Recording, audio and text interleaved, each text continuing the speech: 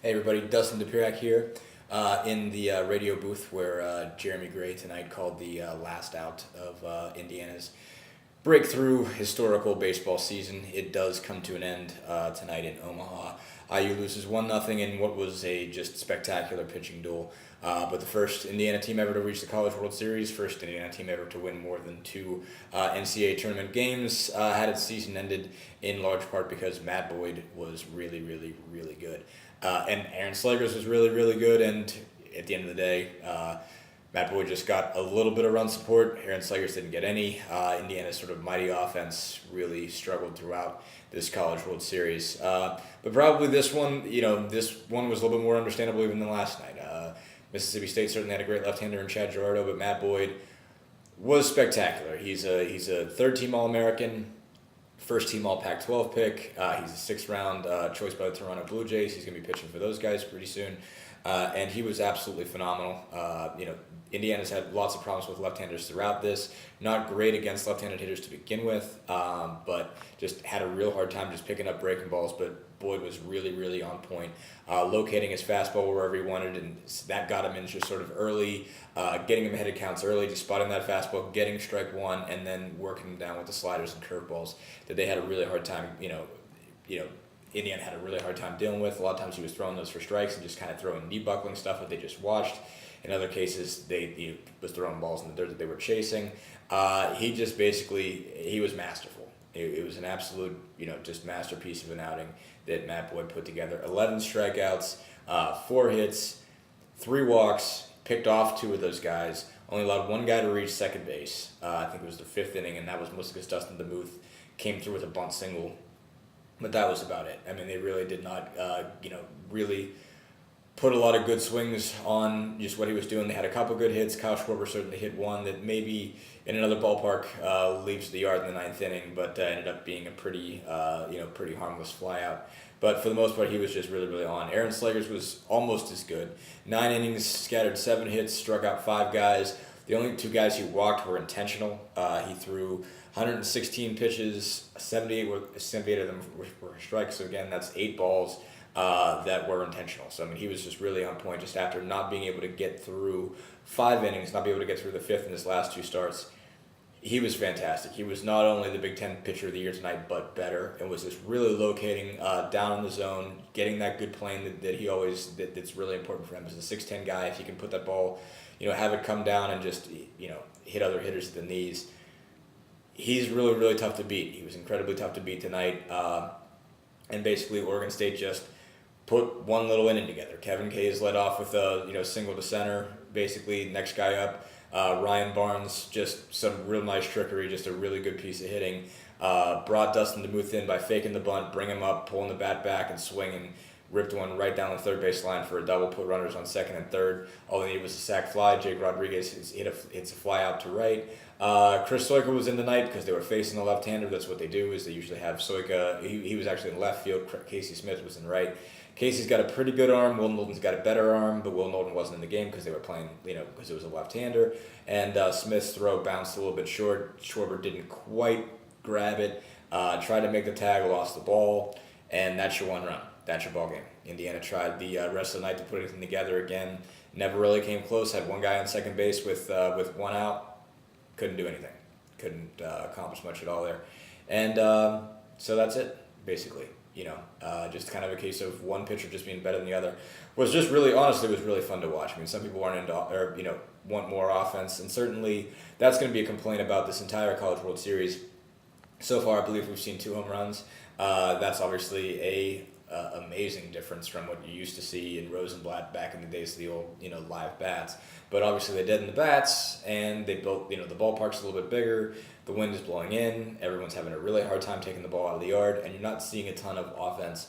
But for that matter, I don't know how many ballparks this game would have been a lot different. I mean, Kyle Schwarber probably hits 1 out, maybe Dylan Davis hits 1 out early, but for the most part, these guys were just that hard to hit at all. And Boyd especially. I mean, Indiana, again, had a really hard time just getting any kind of contact at all. At one point, he struck out 5 straight guys. He struck out 7 of the first 10 he faced. Again, Aaron Slegers, almost as good, wasn't striking out as many guys, but was getting sort of easy flyouts, easy groundouts. that sort of thing. Guys were just cruising. Both of them 9 innings. It was Aaron Slager's first complete game. Yeah, as a collegian, and I think it was, as someone said, it was the first 1-0 game in the College World Series since 1977. So that's going a ways back. And but that's how it ends for Indiana, and it's on some level disappointing. Obviously, they got their one win, which was big. Joey Donato obviously pitching on Saturday night, 1-2-0, with just a fantastic start. 136 pitches, wasn't as dominant as these two guys, but really gritty, and just gutted it out and just put just a fantastic outing together. And they walk away saying, okay, we were competitive in this game, but they also kind of walk away feeling really disappointed. And it's less even tonight. Talking to the guys, it's the Mississippi State game that kills them. Especially Tracy Smith was not, just look back and say, man, that was one we could have had. And felt like they let that slip away a little bit. Certainly had a lead. We're up 4-3, gave that one up. So that one's going to stick with them for a long time. But again, they came to Omaha, just made sure they were here, stuck around long enough to make an impact and make an impression, and get people thinking, hey, maybe they can come back or something like that. Certainly, it goes down as one for the record books without question. It's far different, far better than anything Indiana's ever done before. Not only, it wasn't just that they've never been to a College World Series before. They'd won all of one NCAA tournament game, win a regional without much of a problem, with the exception of that Valpo game on the first night. Win a super regional, go down to Florida State and take 2, sweep them in Tallahassee, then come up here and win a game against Louisville, which is sort of becoming the rival, the team that they look at as as their sort of benchmark, as how they measure themselves.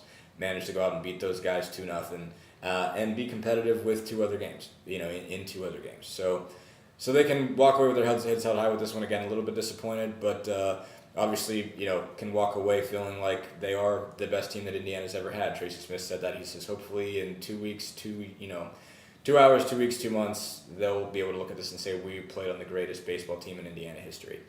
And they certainly were that. But interesting to see how it's going to be going forward. The question now is, can they maintain this? They've got a new ballpark. They've made a name for themselves. They've broken the Big Ten's drought in Omaha of getting to the College World Series. Is this something that's sustainable? On some level, it is. They obviously bring back Kyle Schwarber and Sam Travis. Schwarber certainly struggled a lot, was 3 for 14 in this series, and they really had a hard time with lefties throughout the series. But obviously, he's a guy that's probably going to be a first-round, second-round draft pick at worst next year. But he sticks around for one more year, not eligible for the draft yet. Same thing with Travis, probably a 10th-round pick next year, or top 10-round pick at least, and he's going to be around next year, so you've got both of those hitters. Aaron Slager's probably goes, you think, as a 5th-round pick. They're probably going to give him the money he's asking for, I would think. But you'll still have, Joey Donato, Will Corson-Carr, Kyle Hart all coming back. Kyle Hart didn't get to pitch in this postseason, but he's certainly a really tough kid.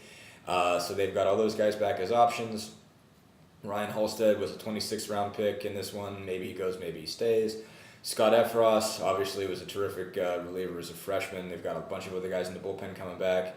Probably lose Dustin DeMuth as an 8th-round pick, but probably got some guys that they can put in there. But one of the bigger losses is some of the personalities. They lose Justin Curtin as their center fielder. They can just go get anything in. A big loss is Michael Basil. Kid was really set the tone for this team emotionally as a captain. And even just talking to Casey Smith, who was sitting next to Michael Basil at the time, just said, this is the guy who really set the tone for all of this. This is one of the best, most competitive, most confident teams I've been around, and Mike's a big reason why, and we're going to lose some big pieces, and he's one of them. So we'll be interested to see how they put it back together. Certainly there's going to be expectations now. They're going to be thought of as, okay, well, are you going to host a regional again? Are you going to get back to Omaha? Whereas this year, this team didn't have any sort of that outside pressure. It was just wasn't that everything was gravy, but, there was a little bit of feel of, to compare sports, this was like 2011, 2012 Indiana basketball as opposed to 2012, 2013. Don't know if you'll see that same level of pressure because it's baseball, not basketball, and this is obviously, IU again, obviously clearly focused on basketball as a fan base more than just about anything else, so baseball probably won't have that level of pressure, but there's going to be something. There's going to be this, wonder, are they going to be able to make it back? They'll probably be a top 25 team or something like that when the season starts, so that'll be a different dynamic. But it will be interesting to see how it goes. One way or another, this, as it stands right now, the best team that's ever come through Bloomington. And this is how their season ends, but it could go a lot worse than having your season end in Omaha. All right. Thanks, everybody. It's been fun, and probably won't have one of these for a while, but hope you guys all enjoyed following this one. This was a fun beat to cover, to sort of pick up. So, but thanks as always, everybody.